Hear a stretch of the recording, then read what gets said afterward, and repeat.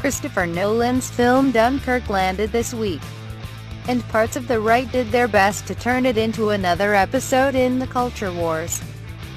They were clearly expecting that the cultural left would get much more upset about a big war movie depicting the travails of cis white men. The fact that this didn't happen led to some unintentional comedy.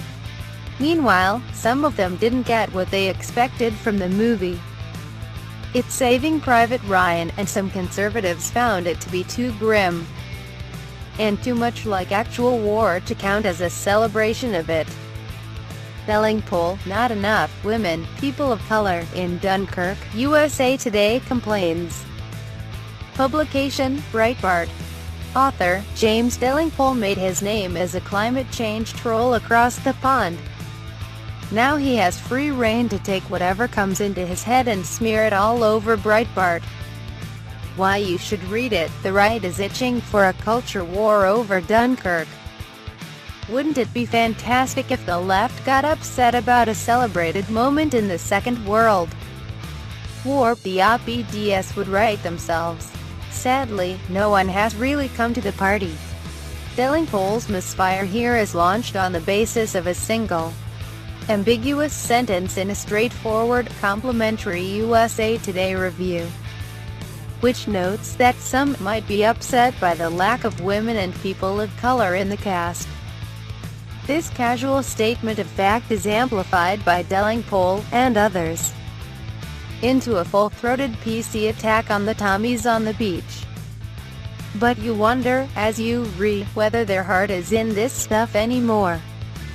Extract. Yes, it's true that Dunkirk's leading roles are indeed dominated by white European males, but one possible reason for this is that Dunkirk was an actual historical event which director Christopher Nolan has gone to considerable trouble to recreate as accurately as possible. Dunkirk, gripping and appropriately bleak. Publication, National Review. Author, Kyle Smith. Why you should read it. Smith can't help but admire Nolan's technical achievement, but it's all a little too close, for his tastes, to the catalog of misery of real war. He wishes Nolan had injected a little more sentimentality. One wouldn't want to draw too much from a movie review, but you do begin to wonder, reading a review like this, how much of the highbrow right's habitual appreciation for martial glory is derived from its Hollywood depictions, and how much from reality. Extract. Patriotic declarations, too, are such war movie staples that Nolan studiously avoids the usual approach, presenting perhaps the greatest speech of the 20th century in the least grandiose way imaginable. In my book, that makes the power of the words all the more effective.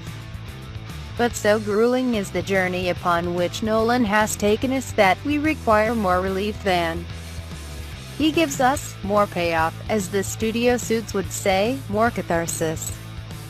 More, if you like, tear-jerking. However brave it is, Dunkirk lacks an emotional core. Publication, The Spectator. Author, Deborah Ross is not anyone's idea of a right-wing ideologue. But in the Daily Mail and The Spectator she produces reviews for those publications' right-wing audiences. Why you should read it. The complaint here is similar to National Review's. The technical side is stunning, but there is no heart behind the unremitting bleakness. Nolan's own politics have been criticized in the past as right-wing, even crypto-fascist, on the basis of films like The Dark Knight Rises. Perhaps there was an expectation of something more jingoistic, rousing or frankly right-wing. Extract. But mostly you must understand that Nolan wants us to come at events as they happened, which means this isn't about individual heroism or any kind of character development.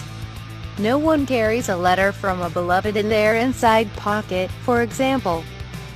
It is brave, and even admirable, but if you are fond of an emotional core, then you will sorely feel the lack of it. Why the true history of Dunkirk matters. Publication, Washington Examiner. Author, Tom Rogan pumps out acres of conservative commentary for the Washington Examiner. He has worked previously at a range of places, and prominently at National Review. He is not camera shy, and shows up frequently on Fox News.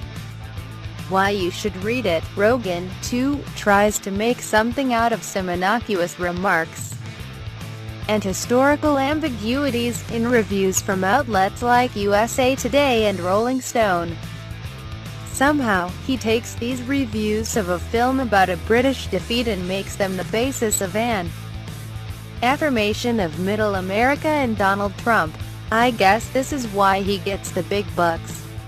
Extract, of course, it was those of Trump's America, Middle America, that formed the forces that saved the world from the Nazis and Imperial Japan. Those young men, like my grandfather from Fisher's Island, New York, knew nothing of European history. But like their brothers at Dunkirk and in the skies over Britain, like my other grandfather, they saved it anyway. The Dumbing Down of Dunkirk. Publication, The Wall Street Journal. Author, Dorothy Rabinowitz is a Wall Street Journal editorial board member who has been noted for years as an antagonist of radical crazies and the fascist left. Oddly, she seems to have pegged Christopher Nolan as one of them. Why you should read it. Rabinowitz sees Nolan's decision to center everything on the action on the beaches, and to leave the larger political situation in the background, as not only a dumbing down, but perhaps as something even more sinister. By leaving Churchill out, she thinks, Nolan moves the whole thing away from great men to collectivism. Extract, when an event in history has become, in the mind of a writer, universal, it's a tip-off, the warning bell that we're about to lose most of the important facts of that history, and that the storytelling will be a special kind, a sort that obscures all specifics, that run counter to the noble vision of the universalist. No wonder those German Stukas and Heinkels bombarding the British can barely be identified as such. Then there is Mr. Nolan's avoidance of Churchill, lest audiences get bogged down in politics, a strange term for Churchill's concerns during those dark days of May 1940.